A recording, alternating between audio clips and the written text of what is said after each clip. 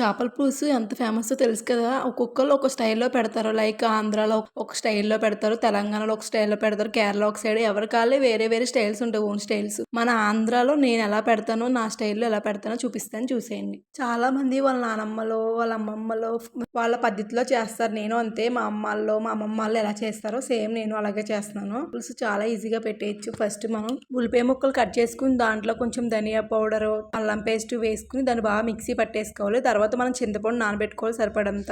తర్వాత మనం ఒక ప్యాన్ పెట్టుకుని దాంట్లో ఆయిల్ వేసుకుని పచ్చిమిర్చి వేసుకుని అవి వేగిన తర్వాత మనం ముందుగా పేస్ట్ చేసుకున్న ఉల్లిపాయ పేస్ట్ దాంట్లో వేసుకుని బాగా మగ్గనివ్వాలి. ఇలా మగ్గుతున్నప్పుడే నేను మామిడికాయ ముక్కలు యాడ్ చేసుకున్నాను కొన్ని. మామిడికాయ ముక్కలు కూడా వేగిన తర్వాత దాంట్లో పసుపు, ఉప్పు, కారం, గరం మసాలా ఇవన్నీ వేసుకుని బాగా మళ్ళీ కొంచెంసేపు బాగా ఆయిల్ తేలేలా మగ్గనివ్వాలి.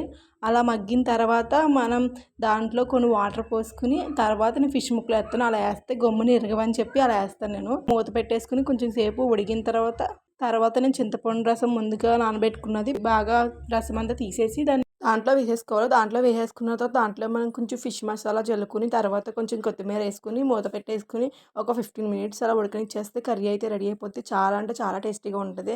మీరు ఎలా ట్రై చేస్తారో చేపల పులుసు మీ ఇంట్లో ఎలా పెట్టుకుంటారో కామెంట్ చేయండి. మా ఇంట్లో అయితే మేము ఇలా పెట్టుకుంటాం. టేస్ట్ కూడా చాలా అంటే చాలా బాగుంటుంది. నాకైతే నా ఫేవరెట్ అయితే ఫిష్ చాలా అంటే చాలా ఇష్టం నాకు చిన్నప్పటి నుంచి. సో అందుకే అది బాగా చేయడం నేర్చుకున్నాను. మనకి ఏదైనా ఎక్కువ ఇష్టం అనుకో దాన్ని ఎలా చేయాలని ముందు నేర్చుకోవాలి. ఎందుకంటే మనకు చేయడం వస్తేనే మనం తినగలం. అంటే కొంతమందికి చేసి పెట్టేవాళ్ళు ఉంటే కూడా తినొచ్చు అనుకో. అంటే మనకి ఎప్పుడైనా ఎవరి మీద డిపెండ్ పడకుండా మనకి చేసుకోవడం వస్తే మనకి ఈజీగా చేసుకోవడానికి ఉంటుంది. చాలా అంటే చాలా టేస్టీగా వచ్చింది చేపల పులుసు. అండ్ చాలా అంటే చాలా ఈజీ.